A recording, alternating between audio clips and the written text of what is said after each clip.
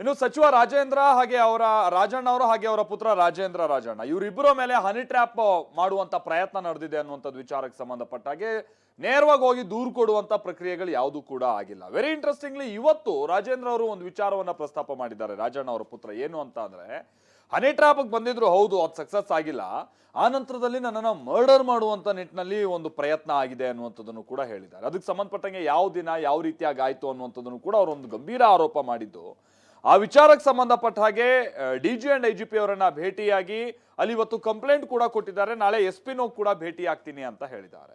ಇದೆಲ್ಲದರ ನಡುವೆ ಹನಿ ಟ್ರ್ಯಾಪ್ಗೆ ಸಂಬಂಧಪಟ್ಟ ಹಾಗೆ ಅಫಿಷಿಯಲ್ ಆಗಿ ಯಾವುದು ದೂರು ದಾಖಲಾಗಿರೋದು, FIR ಈ ತರದ್ದು ಆಗದೆ ಹೋದ್ರೂ ಕೂಡ ಸತ್ಯಾಸತ್ಯತೆ ತಿಳಿಯುವಂತ ನಿಟ್ಟಿನಲ್ಲಿ ಪ್ರಾಥಮಿಕವಾಗಿ ಇದ್ರ ಬಗ್ಗೆ ಒಂದು ಮಾಹಿತಿ ಕಲೆ ಹಾಕುವಂತ ನಿಟ್ಟಿನಲ್ಲಿ ಒಂದು CID ಟೀಮ್ ಈಗ ಆಲ್ರೆಡಿ ಎಂಟರ್ ಆಗಿದೆ ಅನ್ನುವಂಥದ್ದು ಗೊತ್ತಾಗ್ತಾ ಇದೆ. ಇದಕ್ಕೆ ಸಂಬಂಧಪಟ್ಟಂಗೆ ಇವತ್ತು ಕೆಲ ಕಡೆ ಇನ್ಸ್ಪೆಕ್ಷನ್ ಕೂಡ ಆಗಿದೆ ಅನ್ನುವಂಥ ಡೀಟೇಲ್ಸ್ ಅನ್ನ ಸ್ವತಃ ರಾಜೇಂದ್ರ ಅವರೇ ಹಂಚ್ಕೊಂಡಿದ್ದಾರೆ.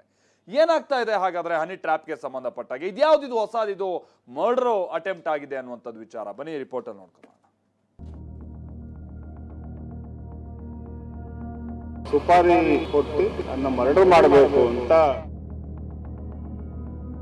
ಒಂದು ಪ್ರಯತ್ನನೂ ಮಾಡಿರ್ತಾರೆ. ಪ್ರಯತ್ನ ಅವರಿಗೆ ಸಕ್ಸಸ್ ಆಗೋದಿಲ್ಲ.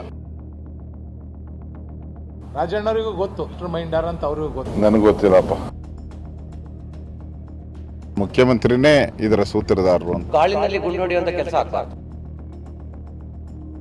ಹನಿ ಟ್ರ್ಯಾಪ್ ಪವರ್ಫುಲ್ ಮಂತ್ರಿ ರಾಜಣ್ಣ ಮತ್ತವರ ಪುತ್ರ MLC ರಾಜೇಂದ್ರ ಮೇಲಿನ ಹನಿ ಟ್ರ್ಯಾಪ್ ಯತ್ನ ಆರೋಪ ಪ್ರಕರಣ ರಾಜ್ಯವಲ್ಲದೆ ದೇಶದ ರಾಜಕಾರಣದಲ್ಲೂ ಸದ್ದು ಮಾಡ್ತಾ ಇದೆ. ಆದ್ರೆ ಅಪ್ಪ ಮಗ ಆರಂಭದಲ್ಲಿ ತೋರಿಸಿದ್ದ ಉತ್ಸಾಹ ಮಾತ್ರ ಈಗ ಕಾಣಿಸ್ತಾ ಇಲ್ಲ.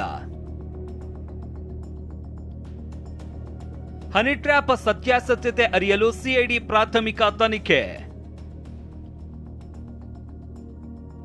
ಅಧಿಕಾರಿಗಳಿಂದ 14 ದಿನಗಳವರೆಗೂ ಸಾಕ್ಷಿಗಳ ಸಂಗ್ರಹ. ತನ್ನ ಮೇಲೆ ಹನಿ ಟ್ರ್ಯಾಪ್ ಯತ್ನ ನಡೆದಿದೆ, ಈ ಕುರಿತು ತನಿಖೆ ಮಾಡಿ ಅಂತ ಸಚಿವ ರಾಜಣ್ಣ ಹೋಮ್ ಮಿನಿಸ್ಟರ್ ಪರಮೇಶ್ವರ್ಗೆ ಮನವಿ ಸಲ್ಲಿಸಿದ್ರು. ಪರಮೇಶ್ವರ್ ಆ ಮನವಿಯನ್ನ DG ಮತ್ತು IGP ಅಲೋಕ್ ಮೋಹನ್ಗೆ ರವಾನಿಸಿದ್ರು. CID DGP ಅಲೀಂಗೆ ಅದೇ ಮನವಿಯನ್ನ ವರ್ಗಾಯಿಸಿ ಪ್ರಾಥಮಿಕ ತನಿಖೆ ನಡೆಸಿ ವರದಿ ಸಲ್ಲಿಸುವಂತೆ ಅಲೋಕ್ ಮೋಹನ್ ಸೂಚಿಸಿದ್ರು. ಸದ್ಯ CID ತಂಡ ಪ್ರಾಥಮಿಕ ತನಿಖೆಗೆ ಮುಂದಾಗಿದೆ. ಬೆಂಗಳೂರಿನ ಜಯಮಹಲ್ ರಸ್ತೆಯ ಸಚಿವ ರಾಜಣ್ಣರ ಸರ್ಕಾರಿ ಗೆಸ್ಟ್ ಹೌಸ್ಗೂ ತೆರಳಿದ್ದ CID ಮಾಹಿತಿ ಸಂಗ್ರಹಿಸಿದೆ. ರಾಜಣ್ಣರ ತುಮಕೂರು ನಿವಾಸಕ್ಕೂ ತೆರಳಿ ಪರಿಶೀಲಿಸಲಿದೆ.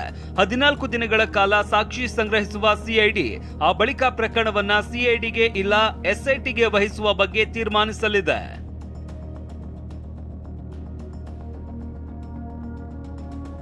ಹನಿ ಟ್ರ್ಯಾಪ್ ಅಲ್ಲ, ತನ್ನ ಕೊಲೆ ಯತ್ನ ನಡೆದಿದೆ ಎಂದು ದೂರು.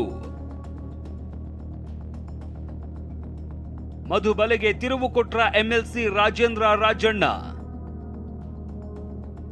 ಇವತ್ತು ಬೆಂಗಳೂರಿನ DG ಮತ್ತು IGP ಕಚೇರಿಗೆ ತೆರಳಿದ್ದ ರಾಜಣ್ಣ ಹನಿ ಟ್ರ್ಯಾಪ್ ಬದಲು ನನ್ನ ಕೊಲೆಗೆ ಸುಪಾರಿ ಕೊಡಲಾಗಿದೆ ಅಂತ ದೂರು ಕೊಟ್ಟಿದ್ದಾರೆ.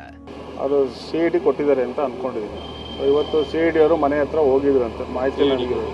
ಇವತ್ತು ಮನೆ ಹತ್ರ ಹೋಗಿ ಅಲ್ಲಿದ್ದಂಥ ಯಾರು ಮನೆ ಸ್ಟಾಫ್ ಇದ್ದಾರೆ ಅವ್ರಿಗೆ ಯಾರ್ಯಾರು ಬಂದಿದ್ರು ಏನು ಅಂತ ತಾಲೇ ಅವರು ಪ್ರಿಲಿಮಿನರಿ ಇವತ್ತು ಆ ತನಿಖೆ ಪ್ರಾರಂಭ ಮಾಡಿದ್ದಾರೆ. ನೀವು ಯಾವ ಹೇಳ್ತೀರ ಮರ್ಡರ್ ಮಾಡಬೇಕು, ಸುಪಾರಿ ಕೊಟ್ಟು ನನ್ನ ಮರ್ಡರ್ ಮಾಡಬೇಕು ಅಂತ ನವೆಂಬರ್ 15ನೇ ತಾರೀಕು ಮನೆಗೆ ಬಂದಿರ್ತಾರೆ.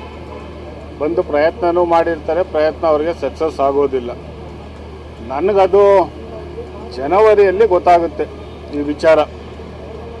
ಅದು ಹೇಗೆ ಗೊತ್ತಾಗುತ್ತಪ್ಪ ಅಂತ ಹೇಳಿದ್ರೆ, ನನಗೆ ನನ್ನ ಸೋರ್ಸಿಂದ ಒಂದು ವಾಯ್ಸ್ ರೆಕಾರ್ಡ್ ನನಗೆ ಸಿಗುತ್ತೆ. BJP bureau report TV9.